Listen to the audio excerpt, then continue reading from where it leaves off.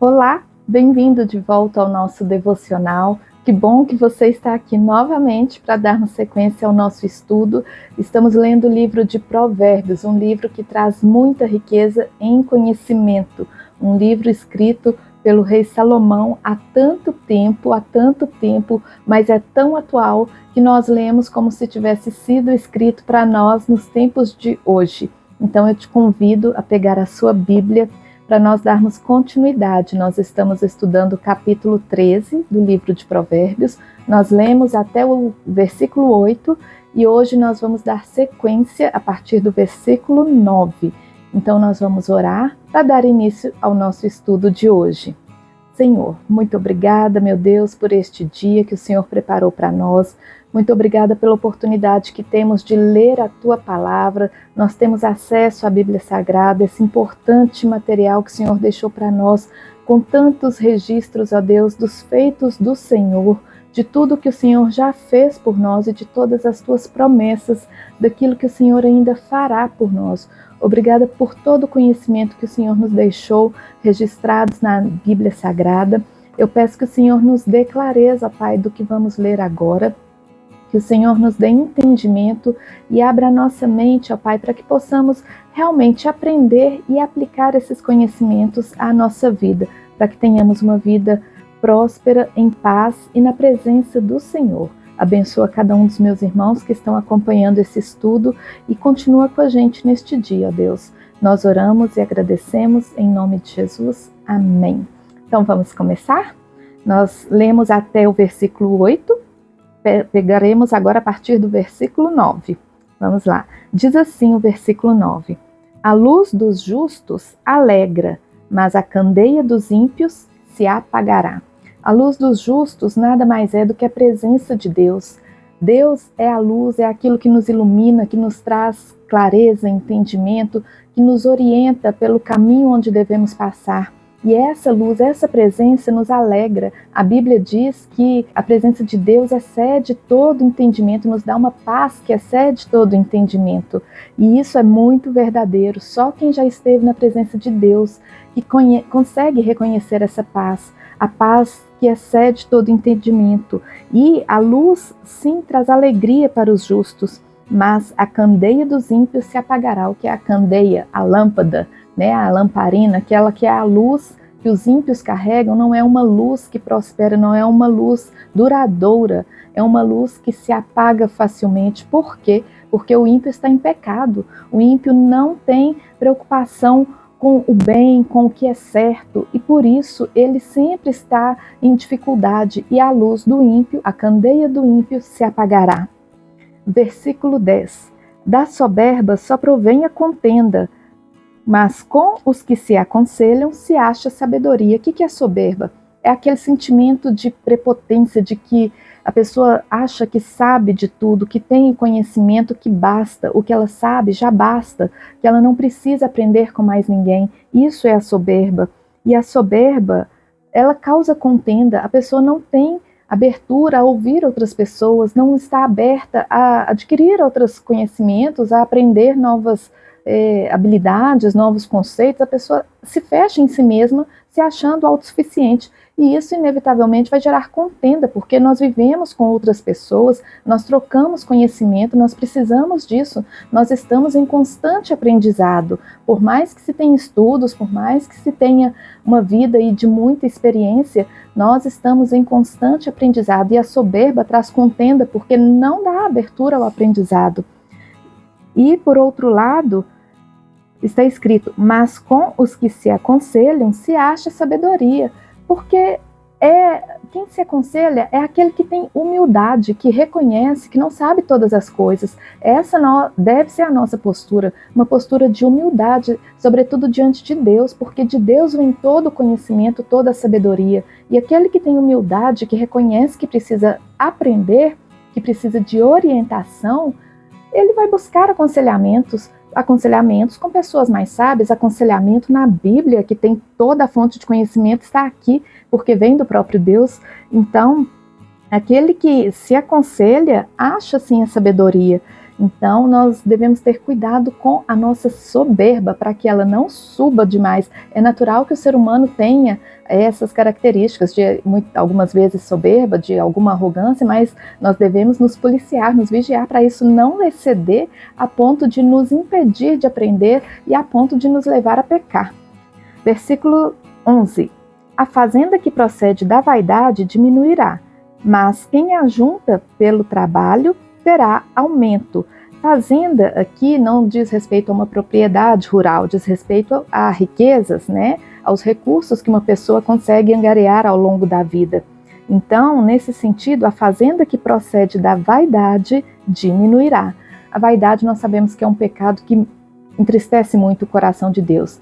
Aquela pessoa que é vaidosa busca tudo para si mesma, ela quer ser a principal, quer se destacar, ela quer ser mais do que os outros. Isso é a vaidade. E quando a riqueza vem através da vaidade, ela diminuirá, porque não prospera. É como a palavra que vem da mentira, não prospera.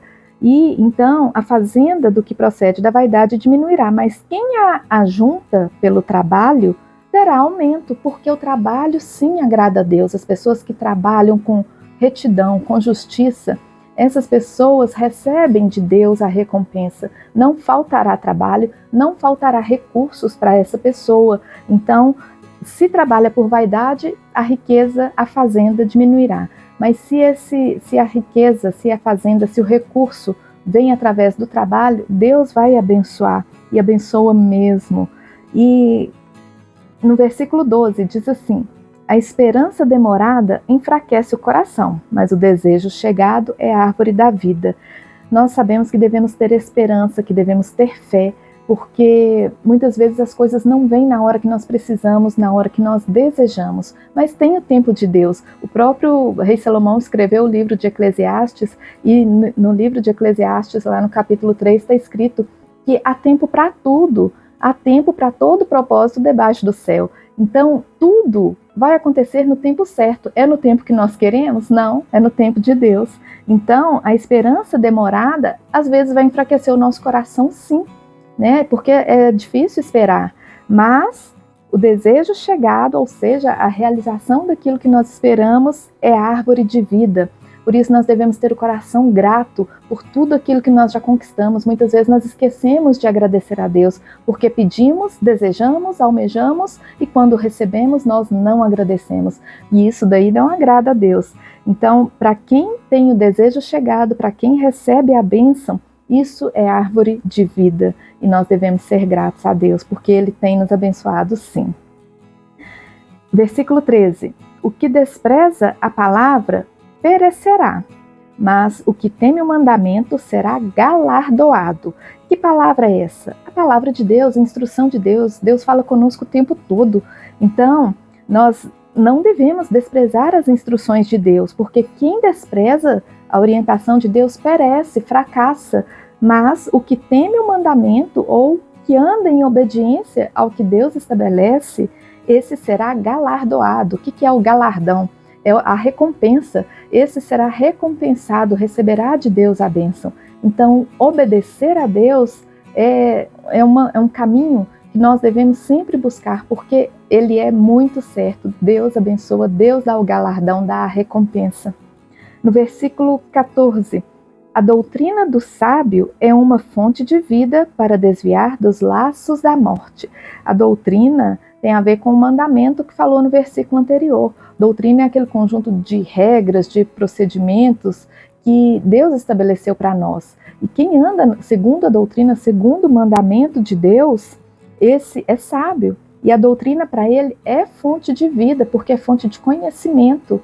E tendo fonte de conhecimento, ele se livra da morte. Mas a morte está muito mais acessível para aqueles que estão em pecado, para os que são prevaricadores, para os que vivem de forma impiedosa, como nós vimos, né? Que vivem na maldade. Os caminhos desses que são imprudentes, que são injustos, maliciosos, o caminho que eles conseguem andar é sempre o caminho da morte, é o caminho do risco, do perigo.